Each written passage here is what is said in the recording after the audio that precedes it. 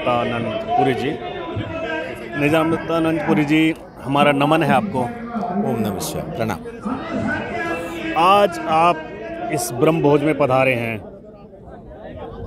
एक तरफ हम देख रहे हैं कि कुछ युवा पीढ़ी अपने बुजुर्गों को वृद्धाश्रम में छोड़ के आती है, और आज ये खत्री परिवार ने एक इतना बड़ा आयोजन किया है, हजारों लोगों को भोजन कराया है।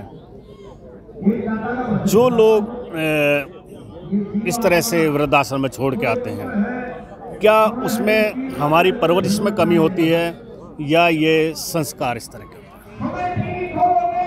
लोगों की सोच में कमी है आजकल, क्योंकि कभी कभार कर्म और उसके फल में ना बहुत फासला रहता है। सो आजकल किसी एक प्रकार से जी रहे होंगे लोग, तुरंत अगले क्षण उसका फल नहीं मिलता या उसका अनुकूल हो प्रतिकूल हो समझ नहीं आता, इसीलिए उन्हें लगता है कि इसकी कोई मान्यता नहीं है, फ़ायदा है नहीं है, समझ में भी नहीं आता।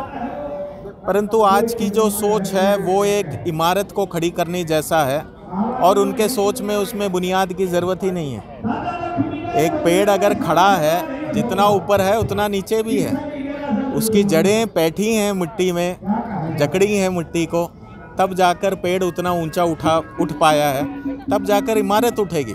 नहीं तो इमारत आप बना तो लेंगे शायद, परंतु वो ढह जाएगी, गिर जाएगी। इसीलिए जो समाज को जो रोके रखता है वो विचार हैं। एक राष्ट्र को रोके रखता है सिर्फ एक मैप में एक लकीर नहीं है, राष्ट्र को विचार रोके रखता है। संस्कार विचारों में है पहले, फिर आचरण में आता है।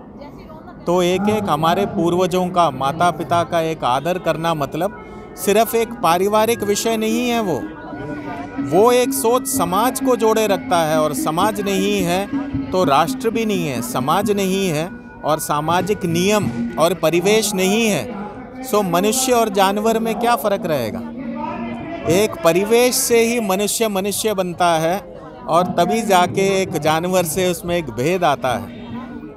तो इसीलिए ये बहुत आवश्यक है, लोग समझें ना समझें। आज तो आप जो पूछ रहे थे कि हमारी ओर से भी बच्चों को बता के देने की आवश्यकता भी है, एक प्रायोगिक तल पे बहुत कुछ समझाने की आवश्यकता है। ऐसा नहीं है कि बच्चे बिल्कुल सुनने को तैयार नहीं हैं, परंतु बताने की एक चेष्टा होनी चाहिए। इससे पहले जो पीढ़ी थी वो ऐसी एक पीढ़ी थी कि माता पिता बोल देते थे तो वो मान लेते थे।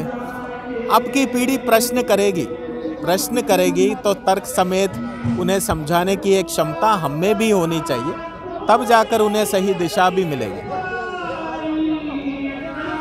बहुत बहुत धन्यवाद आपके दिशा निर्देश के लिए। क्या करना चाहिए आने वाली पीढ़ी को, हमारा नमन है आपको। कैमरामैन अजीत तंवर के साथ वीपी शर्मा, INS।